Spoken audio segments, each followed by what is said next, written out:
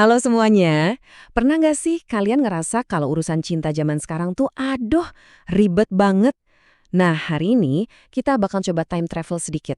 Kita mau bongkar lagi buku legendaris ini buat cari tahu sebenarnya apa sih pelajaran cinta dari zaman dulu yang mungkin aja masih nyambung banget buat kita sekarang. Pasti banyak dari kalian yang familiar sama buku ini, Chicken Soup for the Couple's Soul. Anggap aja ini kayak kapsul waktu percintaan dari era sebelum ada internet. Isinya itu kumpulan kisah-kisah cinta yang tulus, yang terjadi jauh sebelum ada Tinder, sebelum ada istilah ghosting, atau pusing mikirin, kita ini sebenarnya apa sih?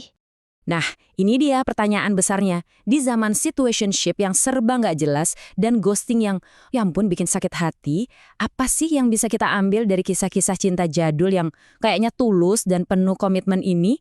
Yuk, kita bedah satu persatu. Oke, pelajaran pertama. Dan ini penting banget. Cinta itu ternyata bukan cuma soal perasaan deg-degan atau gombalan di chat. Cinta itu kata kerja. Sesuatu yang harus dibuktikan lewat aksi, bukan cuma janji manis atau ya love bombing di awal doang. Kita mulai dari cerita seorang wanita bernama Susan. Coba bayangin deh, di usia 34 tahun, dunianya tiba-tiba jadi gelap gulita karena dia kehilangan penglihatannya. Jelas, semangat hidupnya langsung hancur dan dia merasa jadi beban buat semua orang di sekitarnya. Nah, disinilah suaminya, Mark, masuk. Dia nggak nyerah gitu aja ngelihat istrinya putus asa. Mark tahu Susan harus bisa mandiri lagi. Jadi setiap hari selama 2 minggu penuh, dia dengan sabar banget nemenin Susan latihan naik bus, ngebantu dia buat percaya diri lagi pakai indera-inderanya yang lain. Dan setelah latihan intensif itu, akhirnya datanglah hari H. Susan memberanikan diri berangkat kerja sendirian. Hari Senin, Selasa, Rabu, semuanya lancar. Dia benar-benar bangga sama dirinya sendiri karena berhasil ngalahin rasa takutnya. Tapi plot twistnya ada di sini. Di hari Jumat, sopir busnya tiba-tiba nyeletuk. "Mbak, saya iri deh sama Mbak." Susan bingung dong. Ternyata si sopir cerita kalau setiap pagi dia ngeliat Mark diam-diam ngawasin dari seberang jalan. Mark mastiin Susan naik bus dengan aman, baru dia pergi. Ini bukti nyata kan, cinta itu bukan apa yang diumbar, tapi apa yang dilakukan, bahkan saat nggak ada yang lihat sekalipun. Lanjut ke pelajaran kedua, cinta itu punya bahasa rahasianya sendiri. Pasangan yang langgeng itu seringkali punya dunia mereka sendiri. Bukan cuma soal love language yang umum, tapi lebih ke inside jokes, ritual-ritual kecil, atau kode-kode aneh yang cuma mereka berdua yang ngerti. Contohnya nih, ada cerita tentang sepasang kakek nenek yang pernikahannya udah lebih dari setengah abad. Sejak awal mereka pacaran, mereka punya satu permainan simple. Saling nulis kata shmili di tempat-tempat tersembunyi biar ditemuin sama pasangannya. Dan mereka ini kreatif banget loh. Kata shmili ini bisa tiba-tiba muncul di embun kaca jendela pas pagi-pagi, nyelip di dalam toples gula, di uap cermin kamar mandi, atau bahkan di ujung gulungan tisu toilet. Ini cara yang simple, tapi manis banget buat bilang, "Hey, aku lagi mikirin kamu."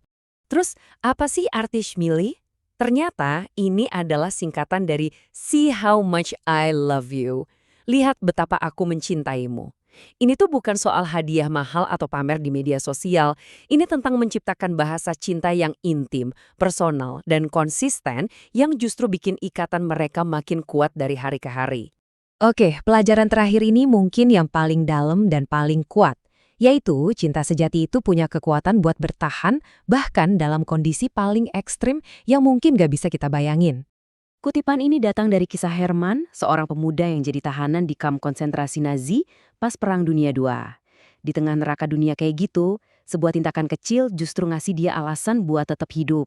Jadi ceritanya, setiap hari ada seorang gadis lokal bernama Roma yang datang ke pagar kawat berduri kamp dan ngelemparin sebuah apel buat Herman. Selama 7 bulan, apel itu bukan cuma sekedar makanan, itu adalah simbol harapan. Bukti bahwa di tengah kebencian yang luar biasa, kebaikan dan cinta itu masih ada. Sampai suatu hari, Herman dipindahkan dan mereka terpisah gitu aja, tanpa sempat pamit.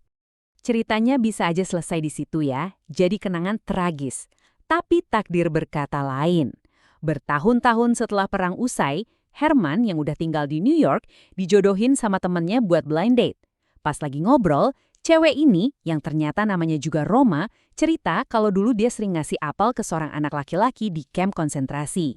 Jantung Herman waktu itu rasanya mau copot. Dia langsung nanya, "Apakah anak itu pernah bilang sama kamu kalau dia akan dipindahkan?" Roma kaget. "Loh, kok kamu tahu?" Herman menjawab, "Karena akulah anak laki-laki itu."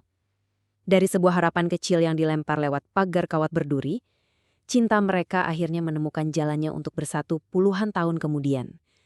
Ini bukti kalau ikatan sejati itu nggak akan lekang oleh waktu dan tragedi.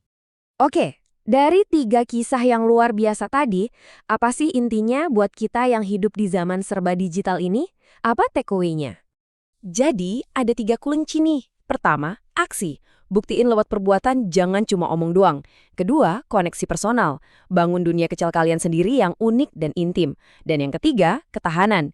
Cinta sejati itu nggak gampang nyerah pas lagi susah. Nggak dikit-dikit ghosting pas ada masalah.